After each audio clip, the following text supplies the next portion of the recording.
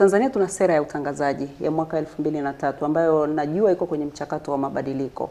Kwa pia ni vizuri wewe kama mtu ambaye ni mtengeneza maudhui uijue sera ya utangazaji imebeba mambo gani na inasema nini.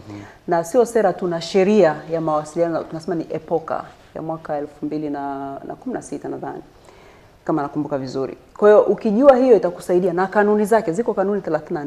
Ukijua itakusaidia kwamba mimi ninapoweka maudhui mtandaoni, ninapopakia maudhui mtandaoni na bano na sheria gani na gani, sheria inataka nifanye mambo gani.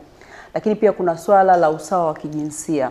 Kuna baadhi ya vyombo kabisa vina swala la usawa wa kijinsia kama sera kabisa inayojitegemea ndani ya chombo cha habari, kuangalia namna gani usawa wa kijinsia unazingatiwa, kwa maana ya kwamba haki jumuishi za pande zote. Siku hizi tunazungumzia zaidi ujumuishi, huyu mwanamume na huyu mwanamke, makundi maalumu waweze kufanya kazi vizuri.